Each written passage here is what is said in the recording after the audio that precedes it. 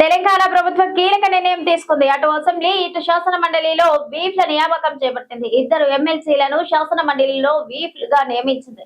అదే సమయంలో మరో ముగ్గురు ఎమ్మెల్యేలను శాసనసభలో వీప్లుగా నియమిస్తూ ఉత్తర్వులు వెలువరించింది.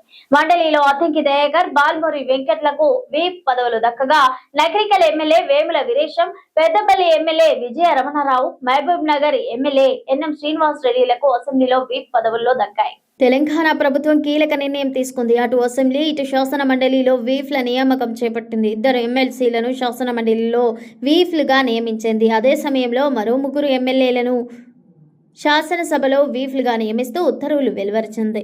మండలిలో అద్దంకి దయాకర్, బాల్మూరి వెంకట్లకు వీఫ్ పదవులు దక్కగా, Nakrekal MLA Vemula Veeresham, Peddapalli MLA Vijaya Ramana Rao, Mahabub Nagar MLA NM Srinivas రెడ్డిలకు అసెంబ్లీ వీప్ పదవుల్లో దక్కాయి.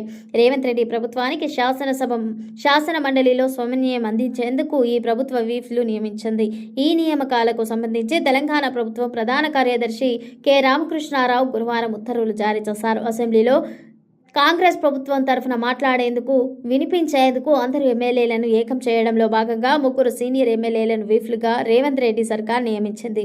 అదే సమయంలో శాసన మండలిలోనూ ప్రభుత్వం తరఫున ఎమ్మెల్సీలను సమన్వయం చేసేందుకు ఇద్దరు కీలక ఎమ్మెల్సీలకు రాష్ట్ర ప్రభుత్వం ముఖ్యమైన బాధ్యతలను అప్పగించింది. సాధారణంగా శాసనసభ, శాసన మండలిలో ప్రభుత్వం పలు కీలక బిల్లులను ప్రవేశపెడుతోంది. ఇలాంటి బిల్లులను సర్కార్ ప్రవేశపెట్టినప్పుడు ఎమ్మెల్యేలు, ఎమ్మెల్సీలు హాజరయ్యేలా చూడటం ఈ ప్రభుత్వ వీఫ్ల ప్రధాన కర్తవ్యం. మరోవైపు పార్టీ తీసుకునే నిర్ణయాలను ఎవరూ వ్యతిరేకించకుండా వీప్ జారీ చేసే అధికారం ఈ ప్రభుత్వ వీఫ్లకు ఉంటుంది.